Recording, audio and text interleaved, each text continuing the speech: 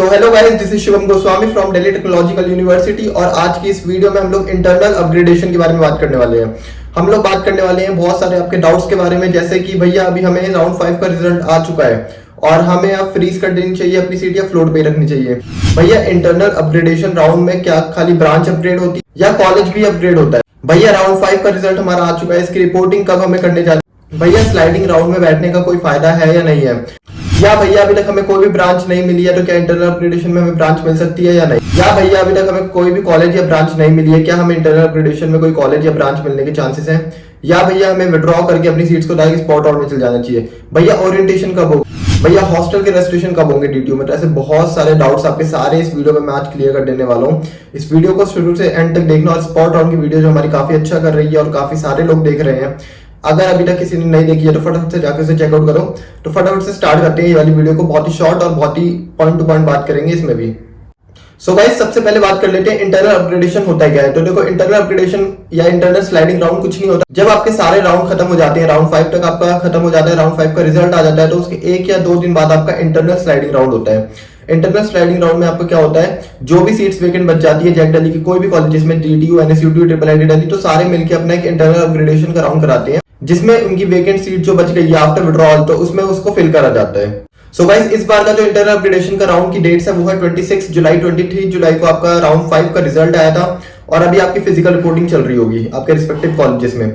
तो जैसे ही आप फिजिकल रिपोर्टिंग कर दोगे उसके बाद 26 के बाद आपका इंटरनल अपग्रेडेशन राउंड का 26 को रिजल्ट आ जाएगा। देन आपके ओरिएंटेशन की भी डीटीयू के अंदर डेट्स आ चुकी है और स्पॉट राउंड की डेट्स मैंने आपको बता दी है और स्पॉट राउंड का ब्रोशर मैं पूरा एक्सप्लेन करूंगा अपनी नेक्स्ट वीडियो में। सो अब जो भी बच्चों को डाउट्स आ रहे थे कि भैया इंटरनल स्लाइडिंग राउंड में हम जा सकते हैं या नहीं जा सकते, हमें अब तक कोई भी कॉलेज नहीं मिला है तो हमें क्या इंटरनल स्लाइडिंग राउंड में कॉलेज मिलने के चांसेस है या नहीं है, या इंटरनल स्लाइडिंग राउंड का कोई फायदा है या नहीं है? तो देखो, इंटरनल स्लाइडिंग राउंड या इंटरनल अपग्रेडेशन राउंड उन्हीं लोगों के लिए है जिनको राउंड 2 से राउंड 5 के बीच में कोई भी सीट्स अलॉट हुई हो। जिनको अभी तक सीट नहीं मिली है तो उनका अपग्रेड नहीं होगा और वो इंटरनल स्लाइडिंग राउंड में कंसिडर नहीं करे जाएंगे, वो डायरेक्ट अब जाएंगे स्पॉट राउंड के अंदर। और जो मेरे से बच्चे पूछ रहे थे कि भैया हमें अपनी सीट्स को फ्रीज करना चाहिए या फ्लोट कर देना चाहिए, तो देखो, अभी आप अपनी सीट को फ्लोट पे रहने दो। इंटरनल अपग्रेडेशन राउंड में आपको चांसेस है कि आपको बेटर कॉलेज मिल जाए या बेटर ब्रांच मिल जाए अगर आपकी रैंक थोड़ी 500-600 से आगे पीछे हो रही है तो। देन काफी सारे बच्चों का डाउट था कि भैया अगर हमने अपनी सीट को फ्लोट पे ही छोड़ दिया तो क्या ये इंटरनल अपग्रेडेशन के बाद अपने आप फ्रीज हो जाएगी या मेरी सीट्स कैंसिल हो जाएगी? तो देखो, इस चीज से डरने की बिल्कुल जरूरत नहीं है। अगर आप अपने इंटरनल अपग्रेडेशन के राउंड के रिजल्ट तक भी अपनी सीट को फ्लोट पे रखते हो तो आपकी सीट कहीं नहीं जाए, वो ऑटोमेटिकली रिजल्ट के बाद फ्रीज हो जाएगी। तो इसके लिए तो आपको कोई टेंशन लेने की जरूरत नहीं है। और अब आ जाते हैं उनके ऊपर जिनको अभी तक कोई भी कॉलेज या ब्रांच नहीं मिला है। तो जिनको अभी तक कोई भी कॉलेज या ब्रांच नहीं मिला है तो उनको इंटरनल अपग्रेडेशन राउंड में बैठने का कोई फायदा नहीं है। उनको डायरेक्टली अभी स्पॉट राउंड का वेट करना चाहिए और स्पॉट राउंड के लिए अपने सारे डॉक्यूमेंट्स को रेडी कर लो। डॉक्यूमेंट्स के ऊपर जैक दिल्ली की मैंने वीडियोस बना रखी है जो कि आपको यहाँ दिख रही होगी, उसे जाकर फटाफट चेकआउट कर सकते हो। और स्पॉट राउंड क्या होता है अगर आपको ये जानना है तो उसके लिए भी मैंने वीडियो बना रखी है, आपको यहाँ पे दिख रही होगी। देन अब बात कर लेते हैं, काफी सारे बच्चे अपनी ब्रांच से सेटिस्फाई नहीं है। तो वो मुझसे पूछ रहे थे कि भैया हमें इंटरनल अपग्रेडेशन राउंड में कोई बेटर ब्रांच मिलने के चांसेस हैं या हमें स्पॉट राउंड में जाना चाहिए? तो देखो, अगर आपकी रैंक और उस ब्रांच की कट ऑफ में 500-600 रैंक का फर्क है या 400-500 रैंक का फर्क है तो आपको इंटरनल अपग्रेडेशन राउंड में जाना चाहिए। अगर नहीं है, ज्यादा डिफरेंस है, तो आपको अपनी सीट को विड्रॉ करके स्पॉट राउंड में जाना चाहिए। और स्पॉट राउंड का एक स्पॉइलर मैं दे दूं कि स्पॉट राउंड में बहुत सारे मेरे पास कमेंट्स या मैसेज आ रहे थे कि भैया स्पॉट राउंड में मेरे को क्या CSIT ऐसी ब्रांच मिल सकती है? तो रियलिटी ये है कि स्पॉट राउंड में कभी भी CSIT, ECE, इलेक्ट्रिकल, ये ऊपर की ब्रांचेस नहीं मिलती। आपको स्पॉट राउंड में एनवायरमेंटल, बायोटेक्नोलॉजी, प्रोडक्शन, केमिकल, ऐसी ब्रांचेस, सिविल, ये सब देखने को मिलेगी। तो आपको CSIT देखने को नहीं मिलेगी स्पॉट राउंड के अंदर, क्योंकि उनकी सीट्स पहले ही फिल हो जाती है। तो स्पॉट राउंड में जाने का उन्हीं को फायदा है जिनको अब तक कोई भी सीट्स नहीं मिली है, तो वही स्पॉट राउंड में जाए। कोई भी ऐसी गलती मत करना कि जिसको डीटीयू में मैकेनिकल मिल रखी है वो अपनी सीट को विड्रॉ करके स्पॉट राउंड में जा रहा है।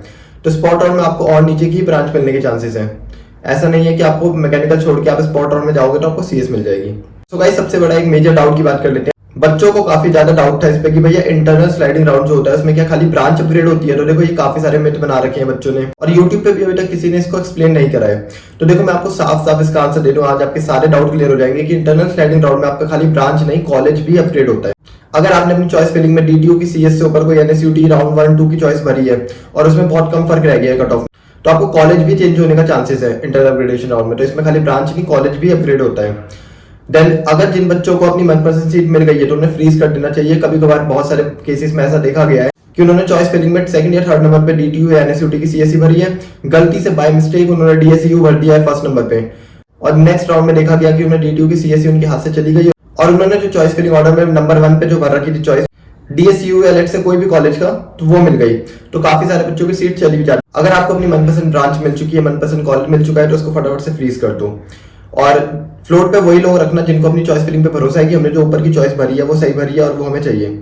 ओके, तो ये थी आज की वीडियो। तो इंटरनल स्लाइडिंग राउंड का रिजल्ट आपको 26 को आएगा, राउंड 5 का रिजल्ट आपको 23 को आ चुका है। अभी आपकी फिजिकल रिपोर्टिंग चल रही होगी, जो भी डॉक्यूमेंट की नीड है उस पर मैं वीडियो बना चुका हूँ। अब नेक्स्ट वीडियो आने वाली है आपकी स्पॉट राउंड के ब्रोशर को मैं एक्सप्लेन करूंगा कि स्पॉट राउंड का आपका इस साल का वेन्यू कहाँ पे है, स्पॉट राउंड होगा कैसे, कहाँ जाना है, कैसे करना है, और स्पॉट राउंड की पूरी डिटेल की वीडियो भी मैं बना चुका हूँ, आप जाके देख सकते हो। तो मिलते हैं नेक्स्ट वीडियो में, टिल देन बाय।